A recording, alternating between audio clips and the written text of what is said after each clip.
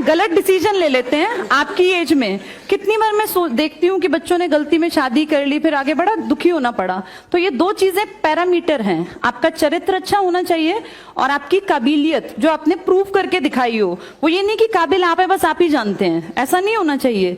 तो अपने आप को प्रूव करो, फिर ये सब चीजें बहुत अच्छी पॉजिटिव तभी चल पाएंगी। अच्छे रिश्ते पैसे की डिमांड करते हैं, ये कड़वी बात है लेकिन सच्ची बात है। आप अच्छे जीवन साथी तभी बन सकते हैं जब आप कमाते हो। बिना कमाते आप जब गांव में रहेंगे, आपके घर में बिजली नहीं है, टाइम पे गर्म पानी नहीं है, गीजर नहीं है, तो आप कितनी अच्छी लड़की चुन लेना, रोज आपको ताने मारेगी और फिर आप उससे फेडअप हो जाओगे। तो इसलिए अच्छा जीवन साथी जब चुनो तो ये भी ध्यान रखना कि वो इंडिपेंडेंट होना चाहिए, पैरों पे खड़ा हो, दोनों मिलके इतना कमाओ कि अपनी लाइफ को बेहतर बना सको। हम कोई अमीर घर में नहीं पैदा हुए, सर किसानों के परिवार से थे। मेरे फादर एक छोटी सी जॉब में थे। हाँ, बस इतना था कि हम दोनों ब्लेस्ड थे, हमें पढ़ने लिखने का माहौल मिल गया। लेकिन देखो, हम दोनों ने अपनी लाइफ को खुद एक सही डायरेक्शन दी। मैंने अपनी जिंदगी को 20 साल में इस काबिल बना लिया था कि मैं 4 लोगों को बैठा के खिला सकती थी, क्योंकि एक सैलरी पे आप एक परिवार पाल लेते हैं। परिमल सर ने भी बहुत यंग एज में जब पिताजी चल बसे तो सारा घर परिवार संभाला। कहने का ये मतलब है कि सिर्फ देख के कि मैम और सर ने ऐसे शादी कर रखी है, सक्सेसफुल आज कहां पहुंच गए, इसको मत देखना। ये देखना कि हमने वो डिसीजन लेने से पहले अपने आप को कहां तक पहुंचा लिया था। हम दोनों काबिल थे। मेरी जॉब 100% गारंटी मुझे पता था लगेगी, क्योंकि मैं पहले से इसके लिए बहुत पहले से मेहनत कर रही थी। ऐसे ही परिमल सर भी अचानक से सक्सेसफुल नहीं हुए। परिमल सर वहां पढ़ने आने से पहले एक सक्सेसफुल आदमी थे। तो जब 2 सक्सेसफुल लोग मिलकर आगे चलते हैं ना, तो वो जिंदगी को बहुत बेहतर बना पाते हैं। तो सिर्फ किसी को ऐसे देख के ही सोचना कि हम भी ऐसे बन जाएंगे, ऐसा पॉसिबल नहीं है। बहुत मेहनत करनी पड़ेगी। तो मैं आज हम यहाँ खड़े हुए दिखते होंगे, बहुत लोगों को लगता होगा ऐसे ही हम भी आगे जाके बन सकते हैं, लेकिन हमने बहुत मेहनत की है। हम मेहनत करके कोई भी हम जैसा या हमसे बहुत बेहतर बन सकता है। और मेरी तो दिली इच्छा है कि तुम खूब पढ़ो, खूब लिखो, आगे बढ़ो और हमसे बेहतर बनो, तो हमें भी दिल से खुशी होगी। ऑल द बेस्ट मेरी तरफ से।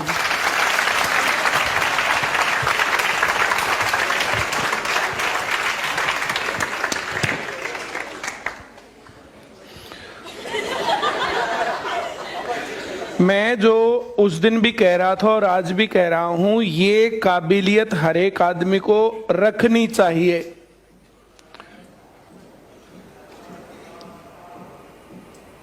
जब मैंने प्रपोज किया और जब मैडम ने हाँ की, तब उसके बाद वैसे तो मुझे लव मैरिज नहीं करनी थी, घर वालों की ही मर्जी से शादी करनी थी, लेकिन अब तो करनी ही पड़ेगी।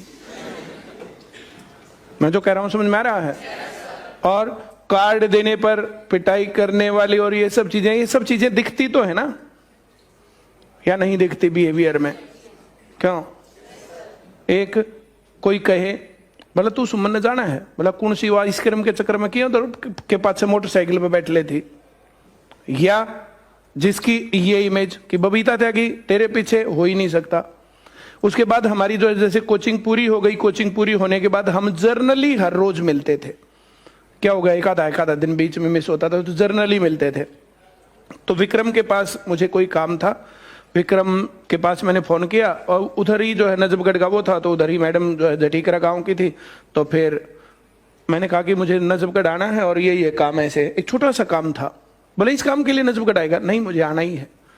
तो फिर मैं वहां गया, मैं मिला उससे, तो फिर वो काम हो गया। बोलो तुझे क्यों आना था? मैं मुझे बबीता से मिलना था। तुम अब भी मिलते हो? मैं कहा हाँ। बोला आई कांट बिलीव। मैं मेरे साथ चल। कुछ लोग देख करके ही मानते हैं।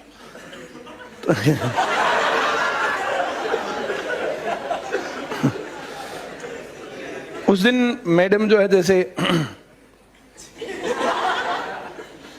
3 दिन में हम मिले थे।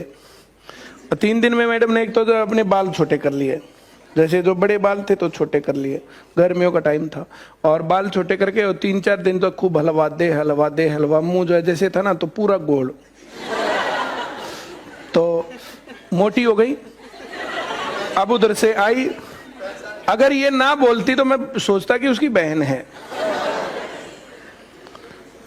तो फिर आई और जैसे भाई अब जो मेरी पहचान में नहीं आ रही, ऐसा थोड़े कि इसकी में नहीं आ रही, मैं तो आ ही रहा था। तो आकर के बाइक पर बैठे और हम चल पड़े, और विक्रम वहीं तो थोड़ा सा पीछे था। फिर उसने अपना कैमरा, उस टाइम पर कैमरे के फोन नहीं